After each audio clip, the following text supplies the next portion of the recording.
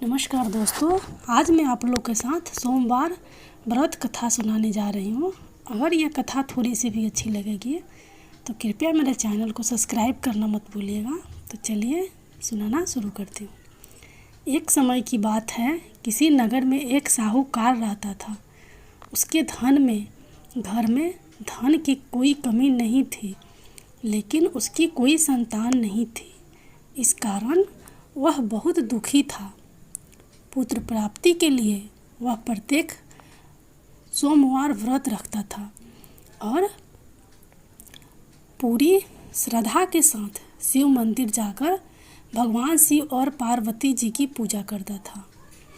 उसकी भक्ति देखकर एक दिन माँ पार्वती प्रसन्न हो गई और भगवान शिव से उस साहूकार की मनोकामना पूर्ण करने का आग्रह किया।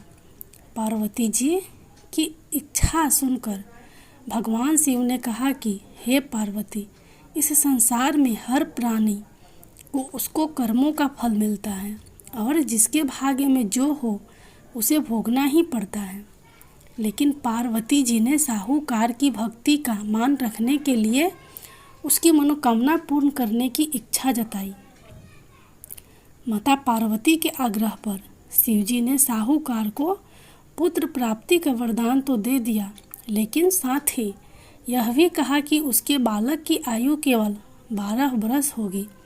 माता पार्वती और भगवान शिव की बातचीत को साहूकार सुन रहा था। उसे ना तो इस बात की खुशी थी और ना ही दुख। वह पहले ही भांति शिव जी का पूजा करता रहा। कुछ समय के बाद साहूकार के घर में एक पुत्र का जन्म हुआ। जब वह बालक 11 वर्ष का हुआ तो उसे पढ़ने के लिए काशी भेज दिया गया। साहूकार ने पुत्र के मामा को बुलाकर उसे बहुत सारा धन दिया और कहा कि तुम इस बालक को काशी विद्या प्राप्ति के लिए ले जाओ और मार्ग में यज्ञ कराना। जहाँ भी यज्ञ कराओ वहाँ ब्राह्मणों को भोजन कराते और दक्षिणा देते हुए जाना। दोनों मामा भांजे इसी तरह यज्ञ कराते और ब्राह्मणों को दान दक्षिणा देते काशी की ओर चल पड़े। रात में एक नगर पड़ा जहाँ नगर के राजा की कन्या का विवाह था, लेकिन जिस राजकुमार से उसका विवाह होने वाला था वह एक आंख से काना था। राजकुमार के पिता ने अपने पुत्र के काना होने की बात को छुपाने के लिए एक चाल सोची।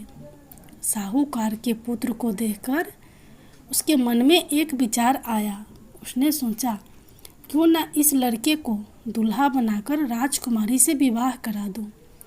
विवाह के बाद इसको धन देकर विदा कर दूंगा और राजकुमारी को अपने नगर ले जाऊंगा। लड़के को दूल्हे के वस्त्र पहनाकर राजकुमारी से विवाह कर दिया गया।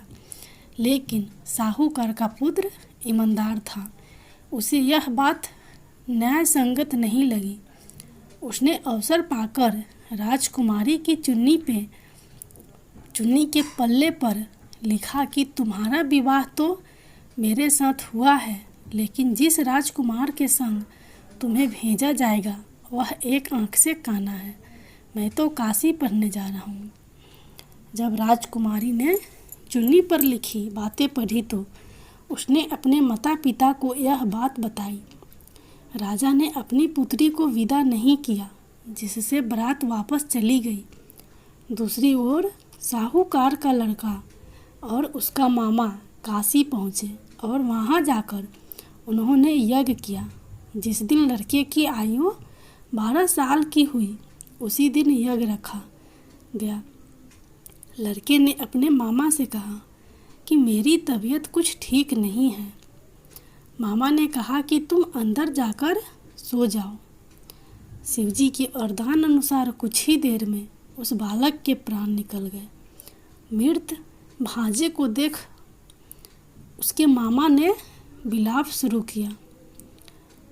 संयोगवश उसी समय शिवजी और माता पार्वती उधर से जा रहे थे। पार्वती ने भगवान से कहा, स्वामी, मुझे इसके रोने के स्वर सहन नहीं हो रहा। आप इस व्यक्ति के कष्ट को अवश्य दूर करें। जब शिवजी मृत बालक के समीप गए तो वह बोले कि यह उसी साहूकार का पुत्र है जिसे मैंने 12 वर्ष की आयु का वरदान दिया था। अब इसकी आयु पूरी हो चुकी है, लेकिन मातृ भाव से विभोर माता पार्वती ने कहा कि हे महादेव, आप इस बालक को और आयु देने की कृपा करें, अन्यथा इसके वियोग में इसके माता पिता भी तड़प तड़प कर मर जाएंगे। माता पार्वती के आग्रह पर भगवान शिव ने उस लड़के को जीवित होने का वरदान दिया। शिवजी की कृपा से वह लड़का जीवित हो गया। शिक्षा समाप्त करके लड़का मामा के साथ अपने नगर की ओर चल दिया। दोनों चलते हुए उसी नगर में पहुँचे जहाँ उसका विवाह हुआ था। उस नगर में भी उन्होंने यज्ञ का आयोजन किया। उस लड़के के ससुर ने उसे पहचान लिया और महल में ले जाकर उसकी खातिरदारी की और अपनी पुत्री को विदा किया। इधर साहूकार और उसकी पत्नी भूखे प्यासे रहकर बेटे की प्रतीक्षा कर रहे थे। उन्होंने प्रण कर रखा था कि यदि उन्हें अपने बेटे की मृत्यु का समाचार मिला तो वह भी प्राण त्याग देंगे, परंतु अपने बेटे के जीवित होने का समाचार पाकर वह बेहद प्रसन्न हुए। उसी रात भगवान शिव ने व्यापारी के स्वप्न में आकर कहा, हे सृष्टि, मैंने तेरे सोमवार के व्रत करने और व्रत कथा सुनने से प्रसन्न होकर तेरे पुत्र को लंबी आयु प्रदान की है। इसी प्रकार जो कोई सोमवार व्रत करता है या कथा सुनता और पढ़ता है, उसके सभी दुख दूर होते हैं और समस्त मनोकामनाएं पूर्ण होती हैं।